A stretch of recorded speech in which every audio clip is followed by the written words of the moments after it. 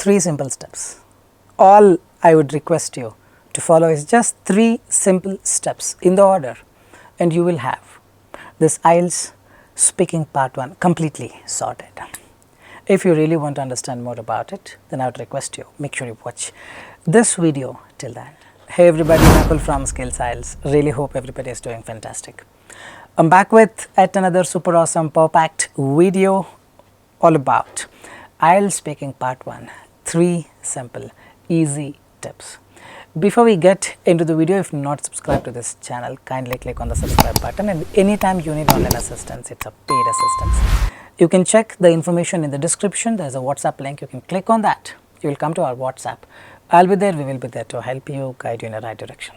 Alright, without further delay, let's straight away get into the video. Let me just share my screen. IELTS speaking part 1. Today we are focusing more on the part 1 for just 3 simple tips. Why part 1? Part 2 is all about repeating the part 1 6 times. Part 3 is all about repeating the part 1 twice. The idea is very simple. You learn the part 1, you learn the core of it. Next set of things, you automatically do it on your own. So let's start with what these 3 simple tips are. But before we get into the actual 3 simple tips, let's also understand what is given in the IDP IELTS speaking evaluation form. They say it's 4 components. First is fluency and the coherence. This will have 9, this will have 9, pronunciation, lexical resource, grammar. The average component of this is your scores. Alright, so what is this fluency now? Fluency is all about speaking naturally, occasional pauses, fumbles, hesitation. It's fine, occasional ones is fine. Right now I am talking to you, well I am not fumbling because I have got that knack of speaking endlessly because of the practice. But even if I fumble like this, it's absolutely fine, but don't overdo it. Coherence is all about narration, and these 2 are the priority. Pronunciation, don't worry, everyone has a different pronunciation, even I have a different pronunciation. So what helps you is the clarity. Whatever you are speaking, is someone who is listening to you, understanding it or not, all that matters is just this. Lexical resource, I always tell people, don't really worry about it. Don't have to search in the Google and try to use words that you don't know the meaning of. Use apt words, whatever is required for the scenario. Use simple words, that's more than enough. Some idioms, phrases if possible, but otherwise it's not a priority. Pronunciation not a priority. Grammar, simple, compound, complex sentences. The template that I gave you will cover this, will cover coherence. Pay more attention again. This you don't have to worry as long as you speak clearly. This you don't have to worry. Coherence and grammar, the template that I gave you right now will help. And fluency is just that you need to focus on. Alright, but alright, one more important thing. Do you say content here? Content is not given at all. That means it's not about what you speak, it's all about how you speak, with what rhythm you speak, with what speed you speak, with what narration you speak. How is your clarity? How is your vocabulary? How is your grammar? What ideas you are giving? No marks. Hope you are getting it. So that's the catch. That's the catch. So now understand these 3 tips. There was tip number 1, don't focus on the content, focus on coherence and fluency. See this Einstein brain of ours, right? Unfortunately, everyone doesn't have Einstein brain. There are people like me, correct, who can focus on only one thing. Einstein can focus on multiple things simultaneously. Probably everyone cannot, correct? So when you don't have that ability, if you are trying to focus on the content, then fluency goes for a toss. You try to focus on fluency, content goes for a toss. So it's wise to understand this. Don't focus on 2 things. I focus on the content and fluency both, then probably you will fall down. Focus less on the content. Probably 20% of your brain usage you give it to content, the rest 80% you give it to coherence and fluency. This is the tip number 1. I'm going to give you a template, you just follow that. And focus less on the content, that means don't think too much, don't worry too much about whether you are giving right ideas or not. Are you speaking fluently? This is all you need to worry about. Hope you are getting that. The tip number 2, have a mixture of simple, compound and complex sentence. The template that I give you will cover this. have a template which gives you the structures. That's all, a very simple one. Focus on coherence and fluency, don't focus on the content, because you focus on the content then you cannot focus on other things, because our mind is capable of doing one thing at its best. You mix two things. What if I am brushing and speaking? What if I am speaking and talking? Sorry, speaking and eating rather, not talking. Correct? I am going to cut my tongue. Things are different. Idea is very simple. Tip number 1. Don't focus or focus less on the content. Give more of your brain capacity usage to coherence and fluency. Tip number 2, have a mixture of simple, compound, complex sentences. Tip number 3, have a template which gives you that structure. That's all. You just use this.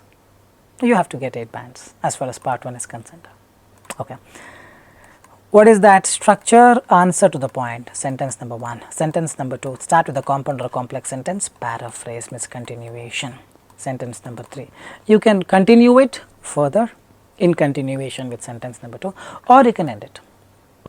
Any sentence you can use, simple sentence, compound sentence, complex sentence, doesn't matter, but second sentence make sure you use compound or complex. I would recommend people to use complex. You can use the complex sentence in a very simple way. Start the sentence with since, or start the sentence with if, when, as, because. All these are subordinate conjunctions. They create the dependency. While, despite, even though, although. Since I went to a hotel, you cannot put a full stop, you have to continue. Since I went to a hotel, I could meet that person. Getting it right? So now second sentence is what you use, compound or complex. First sentence, answer to the point. Do you like ice creams? Yes, I love ice creams. Answer to the point. Paraphrase, continue or end it. The third sentence can be simple, compound or complex. Now let's see some demonstration. Do you read books often? Answer to the point. See there? Answer to the point. Do you read books? I love reading books. Answer to the point. I love reading books. Paraphrase. Although I have stopped reading since 1 year, but before that I used to read at least 2 books every week. Anything, then continue it or end it. In fact, I am just reading the Dan Brown's latest novel now, and trust me, I am just enjoying it. Finished part 1, done and dusted. You can be quick, you can be instantaneous, and you can surprise the examiner. Now just observe. Do you read books often? Answer to the point. You don't have to think a lot for this particular first sentence. I love reading books, be it newspaper or magazine or a novel. It's a simple sentence. Family are into reading books. I always love to read books at least 1 hour a day. Coherence quotient is good because you started something and you continued about books. End it.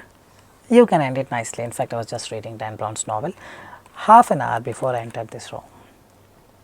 This again a complex sentence, this is also a complex sentence, this is simple sentence. Some may think only first sentence is easy for me, second and third is not coming out. It will take some time. But know that I am not using my brain's capacity too much on finding clues for my ideas. Second sentence, what I should say, whatever that comes to your mind, let it flow. Whether you give the dummy content or amazing content, your scores, it will not have an impact on your scores. What I want is a complex sentence here and continuation. Reading books only you should talk, you should not talk about apple juice. Something else, what you have studied in your life, your qualification, not required. I will give you one more demonstration to end it up with. How often do you exercise? I love going to gym every day. First sentence. Although I was never into working out for the last 4 years, last December I started working out, and trust me, it's a wonderful experience so far, and I've lost 4 kgs. In fact, today morning also I worked out with my gym trainer who is a bodybuilder. Whatever that comes, see, I have not prepared for this, but I spoke in a way wherein my fluency is top notch. Coherence is great because I am continuously talking about exercise only. Grammar, I am using simple sentence, compound sentence, complex sentence. Clarity, I believe it is fine to an extent. Answer to the point. I am a fitness enthusiast. How often do you exercise? I indulge in physical activity every day. Paraphrase. Fitness only you should talk, although I wasn't physically active until last August. Post that. I've been into strenuous physical activities every day for 2 hours. In fact, my weight has drastically reduced by 4 kilo in the last 4 months. Great, excellent, exceptional. And to do this, you don't have to really work a lot. You don't have to work really hard. You just have to think smart. Content is not a priority. So when you try to speak, make sure that you just continuously talk about, or continue talking about exercise or whatever the keyword the question has. Coherence cohesion is apt. And make sure you speak simple, complex, compound sentence. Any of this have a mixture. First sentence simple, second and third you decide simple, compound or complex. But don't speak only simple sentence for all the 3 sentences. It's as simple as this. I really hope these 3 simple tips will actually guide you in the right way. So, next time whenever you practice for the part 1, remember this. See, these are all like knowledge, these are all like having money in your bank. Just keeping in the bank will not serve any purpose, correct? 4% interest, 5%, 6% or 7% interest. What if I tell you to invest here and there, meaning you need to know how to implement them. These are all the knowledge that you have gained from the video. Just having knowledge is of no use when you don't know how to implement. So, start implementing them during your practice session and even in the exam. You just do it. Trust me, you will get good scores. Alright, fine guys, I really hope this video was informative. If you feel the same, then leave your valuable comments in the comment section. Leave, like, share and subscribe. Sorry on that. Fine guys, with this I'll park it here. Thanks much for your time. This is Nakul from Skills IELTS. Soon I'll be back. Till then, take care. Bye bye. Thanks much.